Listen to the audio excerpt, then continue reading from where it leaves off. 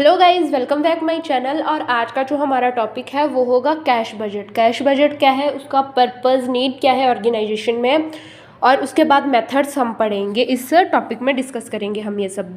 Cash budget क्या है?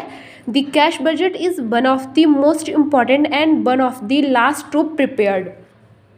Cash के रिगार्डिंग ऑर्गेनाइजेशन डेस्टिनेशन करती है कि फ्यूचर में ऑर्गेनाइजेशन में कैश में क्या क्या सोर्स होंगे, पेमेंट कहाँ कहाँ पर करनी है, और रिजल्ट क्या होगा, ऑर्गेनाइजेशन में क्या बचेगा और क्या नहीं। That is cash budget. ये बहुत इम्पॉर्टेंट है और सबसे लास्ट में इसको प्रिपेयर करा जाता है। सेल्स बजट जो है हमारा, वो सबसे इम्पॉर्टेंट है और सबसे फर्स्ट में बनाया जाता है, प्रिपेयर करा जाता है किसी ऑर्गेनाइजेशन में। और जो सेल्स बजट है उस पे ही बाकी सारे बजट जो है वो डिपेंड होते हैं। और जो ये कैश बजट है ये लास्ट में बनाया जाता है, जो कि बहुत इंपॉर्टेंट बजट है।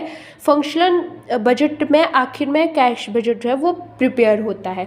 It is a deleted estimate of the cash receipt from all source and cash payment for all purpose and the resultant cash balance during the budgeted period. Cash budget में detail estimate किया जाता है of the cash receipt, यानी कौन कौन से source से organisation में कैश आएगा, कहाँ कहाँ से कैश का पेमेंट होगा, किन किन पर्पज़ में पेमेंट किया जाएगा, और रिजल्टेंट कैश बैलेंस हमारे पास क्या बचेगा। तो इसके बारे में डिटेल एस्टिमेटेड होता है कैश बजट में। It makes certain that the business has sufficient cash available to meet its need as and when these arise। इससे आइडिया लगता है कि ऑर्गेनाइजेशन के पास सफिशेंट कैश अवेलेबल है या नहीं, ताकि जो भी फ्यूचर में ऑर्गेनाइजेशन की नीड है वो फुलफ़िल होगी या नहीं, इस बात का आइडिया लगता है हमें कैश बजट से। कैश बजट से क्या होगा कि जो ऑर्गेनाइजेशन की फाइनेंशियल साइड है उसको कंट्रोल और कोऑर्डिनेट करने में हेल्प मिलती है। It control and coordinate the financial side.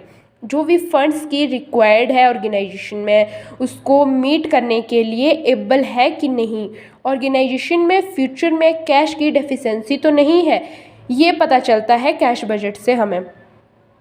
This is cash budget.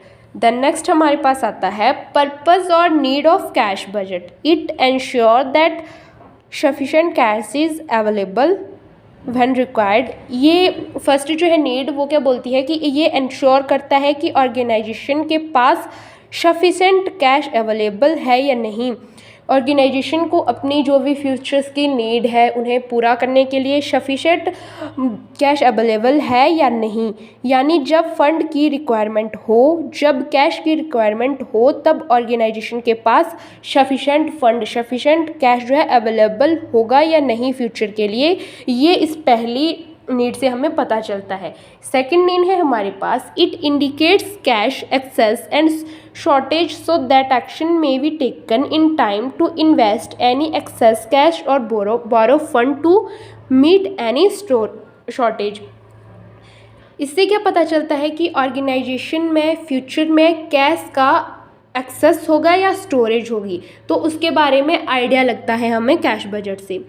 इससे क्या होगा कि अगर ऑर्गेनाइजेशन में कैश की एक्सेस होगी तो आइडिया लग जाता है कि उसे कहाँ से इन्वेस्ट करना है कैश को, और अगर कैश की शॉर्टेज होगी तो कैश हमें कहाँ से बोरो करना है, किस ऑर्गेनाइजेशन से बोरो करना है, उसका आइडिया लगता है। तो इसके बारे में हमें पहले से जो है वो इंडिकेशन मिल जाती है।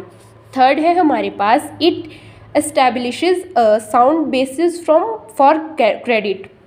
इससे बेसिस ऑफ क्रेडिट जो होता है उसके बारे में भी पता चलता है। फोर्थ है हमारे पास, it shows whether capital expenditure में भी फाइनेंस इंटरनली, यानी कि कैश बजट से यह पता चलता है कि ऑर्गेनाइजेशन के जो कैपिटल एक्सपेंडिचर है तो क्या उसके लिए फंड बोरो करना पड़ेगा या ऑर्गेनाइजेशन में कैश अवेलेबल है।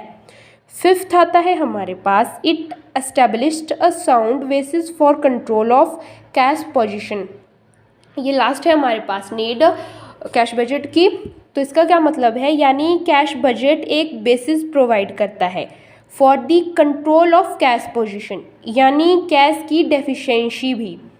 ना रहे और एक्सेस भी ना रहे। डेफिशिएंसी होगी तो बोरो करना होगा हमें, और अगर कैश का एक्सेस होगा ऑर्गेनाइजेशन में तो ऑर्गेनाइजेशन खुद ही मैनेज कर लेगी, खुद ही अपनी नीड जो है वो फुलफिल कर लेगी।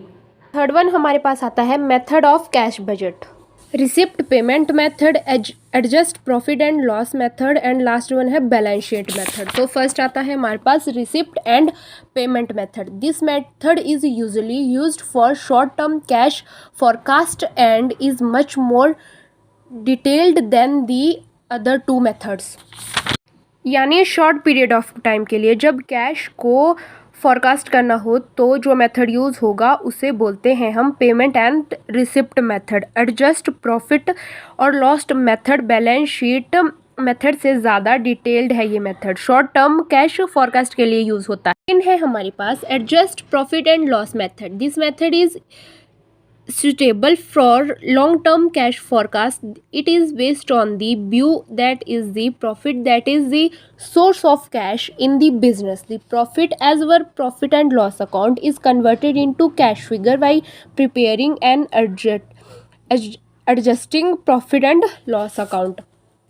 इसमें क्या है कि लंबे समय के लिए जो बजट होते हैं उसके लिए लंबे समय के लिए कैश फॉरकास्ट करना होता है, उसके लिए हम प्रॉफिट एंड लॉस मेथड का यूज़ करते हैं। इस मेथड से जो प्रॉफिट होता है, जो प्रॉफिट फिगर होती है उसे कैश में कन्वर्ट करा जाता है। लास्ट वन है हमारे पास balance sheet method. This method is also used for forecasting cash requirement for long term and is rather similar to adjusted profit and loss account method.